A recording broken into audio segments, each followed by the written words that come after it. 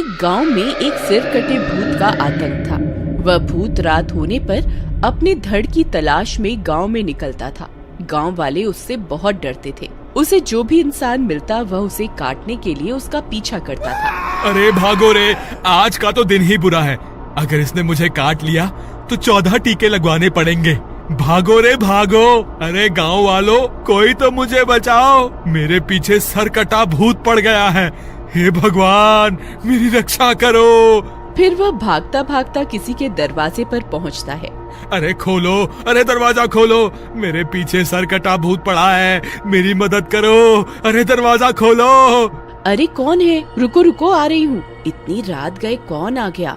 बहन जी, मेरी मदद करो, मेरे पीछे सर कटा भूत पड़ा है, मुझे अंदर आने दो, नहीं तो वो मुझे काट खाएगा। नहीं नहीं, अगर मैंने तुम्हें अपने घर के अंदर आने दिया तो वह भूत का सिर तुम्हारा पीछा करता यहाँ भी आ जाएगा। तुम कहीं और जाओ, मैं तुम्हारी कोई मदद नहीं कर सकती। इतना बोलकर वह औरत दरवाजा बंद कर लेती है।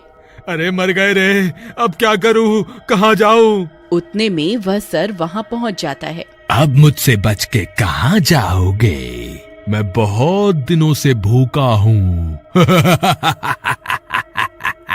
हे भगवान, अब मैं क्या करूँ? तभी उसका दोस्त हीरा बंता को आवाज लगाता है। बंता भाई, जल्दी से भागकर यहाँ आ जाओ, मैंने दरवाजा खोल कर रखा हुआ है। फिर बंता भागता हुआ जाता है और हीरा के घर में घुस जाता है। तू मुझसे बचकर कहीं नहीं जा सकता, मैं तुझे नहीं छोड़ूंगा। फिर वह भूत उस घर के बाहर मंडराने लगता है। हीरा और बंता खिड़की से छुप छुप कर देखते हैं। वे दोनों बहुत डर जाते हैं। तभी हीरा की पत्नी आवाज सुनकर अपने कमरे से बाहर आती है। हे भगवान, ये सिर कटा भूत यहाँ कहाँ से आ गया? और ये बंता इतनी रात गए हमारे घर में क्या कर रहा है? भाभी जी, मुझे माफ कर दो, ये भूत मेरी वजह से ही यहाँ आया है। हीरा ने मेरी जान बचाने के लिए अपनी और अपने परिवार की जान को जोखिम में डाल दिया। अरे कहाँ छुप कर बैठ गया? बाहर निकल, आज मैं तुझे नहीं छोड़ूंगा। ए गांव वाले, ये मेरा शिकार है, इसे अभी के अभी अपने घर से निकाल दे, नहीं तो मैं दरवाजा तोड़कर तुम सबको खा जाऊंगा। ये तो हम सबको खाने की बात कर रहा है। सुनो जी, मैं इसकी वजह से अपने पूरे परिवार की जान खतरे में नहीं डाल सकती। आप अभी के अभी इसे घर से बाहर निकाल दो। मीना, लेकिन अगर मैंने इसे बाहर निकाल दिया तो ये भूत इसे जिंदा नहीं छोड़ेगा। लेकिन मैं इसकी वजह से अपने परिवार को खतरे में नहीं डालूंगी। कोई बात नहीं हीरा, मैं ला जाता हूँ। फिर इतना बोलकर बंता घर से बाहर निकल जाता है।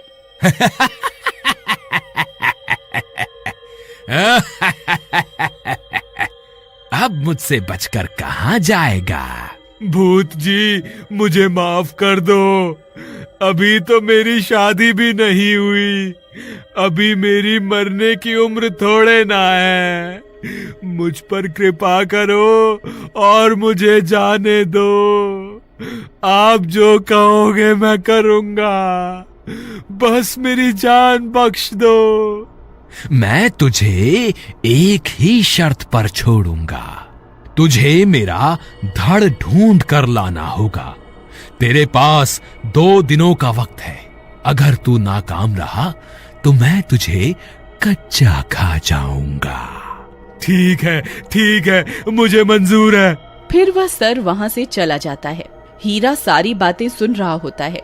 फिर भूत के वहाँ से जाने के बाद हीरा बंता के पास आता है। बंता भाई, तुम ठीक तो हो ना? हाँ भाई, आज तो बाल बाल बच गया।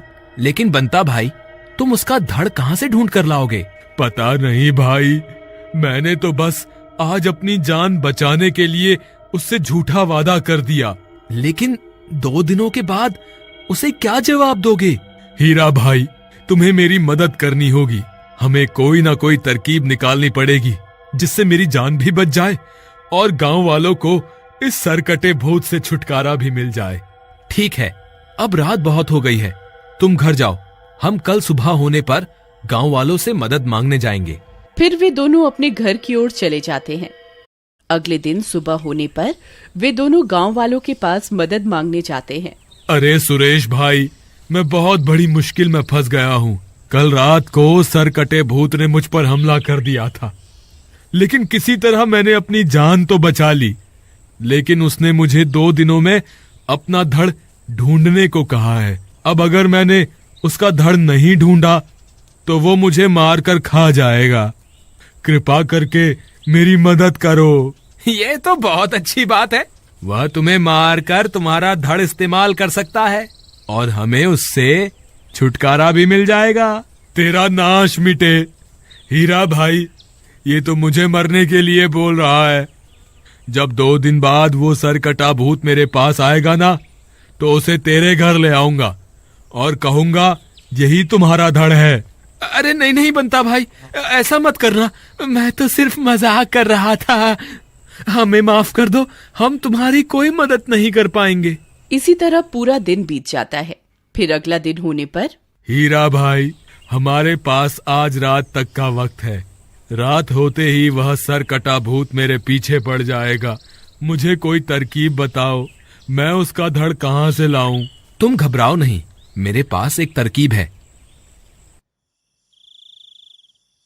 तुम्हारी ये तरकीब काम तो करेगी ना? बंता भाई, अगर इस तरकीब से तुम्हारी जान नहीं बची तो दुनिया की कोई भी ताकत तुम्हें बचा नहीं पाएगी। चलो, मैं उस पेड़ के पीछे जाकर छुप जाता हूँ। तुम उस सरकटे भूत को पुकारो। फिर हीरा भागकर उस पेड़ के पीछे छुप जाता है। भूत भाई, आप कहाँ हो? देखो, मैं तुम्हारा धड़ ले आया हूँ, जल्दी आ जाओ। लेकिन उस भूत का कोई नामो निशान नहीं होता। हीरा भाई, लगता है वह भूत मुझे 2 दिनों का वक्त देकर खुद आना भूल गया है। थोड़ा जोर जोर से पुकारो, वह जरूर आएगा। अरे भूत जी, आप कहाँ हो? मैं कब से आपका इंतजार कर रहा हूँ। कृपा करके जल्दी आइए और अपने धड़ के दर्शन कर लीजिए। तभी डरावनी डरावनी आवाजें आने लगती हैं। जोर जोर से हवा चलने लगती है। अरे मर गए रे, लगता है वो भूत आसपास ही है। तभी उसका सिर उड़ता उड़ता वहाँ पहुँच जाता है। अरे, तुम तो अपनी जुबान के बहुत पक्के निकले। तुम तो सच में मेरा धड़ ढूंढ कर ले आए। मैं कितने सालों से इसकी तलाश कर रहा था। जी हुजूर, अगर आप कहें तो मैं आपके धड़ से पर्दा हटा दूं। हाँ, क्यों नहीं। अब मुझसे और इंतजार नहीं होता। जल्दी से मुझे इसके दर्शन करवाओ।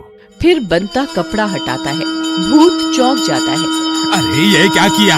अरे मर गया रे। अरे धोखेबाज, तूने ये क्या कर दिया? बंता हनुमान जी की मूर्ति को भूत के सामने ले आता है। दर्शन करके कैसा लगा? अरे मर गया रे। हे भगवान, मुझे माफ कर दो। भूत जलने लगता है। अरे मर गया रे। मैं यहाँ एक पल भी नहीं रुक सकता। मुझे अभी के अभी यहाँ से भागना होगा। फिर वह भूत वहाँ से भागने लगता है। बंता, मूर्ति को जल्दी से उठाओ, हमें इसका पीछा करना होगा। हम इसको आज बच के जाने नहीं दे सकते। फिर वे दोनों मूर्ति को साथ लेकर उसका पीछा करने लगते हैं। अरे मर गया रे, आज मैं नहीं बचूंगा। अरे रुक जा, अरे भागता कहाँ है? आज तेरी जिंदगी का आखिरी दिन है, तू बच के कहीं नहीं जा पाएगा। फिर भूत जंगल में घुस जाता है। अरे हीरा, ये तो घने जंगल में घुस गया। अब क्या करें? इसके पीछे जाना ठीक रहेगा क्या? हाँ हाँ, क्यों नहीं। जब स्वयं भगवान हमारे साथ हैं, तो हमें डरने की कोई जरूरत नहीं है। चलो इसका पीछा करते हैं। फिर भूत एक पेड़ के पीछे जाकर छुप जाता है। लगता है मैं बच गया, वो मेरे पीछे नहीं आए। तभी हीरा और बंता वहाँ पहुँच जाते हैं। अरे मर गए रे, ये तो मेरा पीछा करते करते यहाँ तक आ गए। अरे भागो रे। फिर भूत भागता भागता पेड़ से टकरा जाता है और जमीन पर गिर जाता है। अरे मर गया रे, हाय रे। तभी हीरा और बंता वहाँ पहुँच जाते हैं। अब मुझे माफ कर दो, मैं कभी किसी को नहीं सताऊंगा। बंता मूर्ति को उसकी तरफ कर देता है। भूत ये सब बर्दाश्त नहीं कर पाता और जलने लगता है। अरे मर गया रे, मैं ये सब बर्दाश्त नहीं कर सकता। हे संकट मोचन हनुमान जी, मुझे माफ कर दो, मैं आगे से कभी किसी को नहीं सताऊंगा। अरे अरे मर गए रे, हे भगवान मुझे मुक्ति दे दो। और इस तरह बंता की जान बच जाती है और पूरे गांव को उस सिर कटे भूत से छुटकारा मिल जाता है। और इसी तरह एक बार फिर बुराई पर अच्छाई की जीत होती है।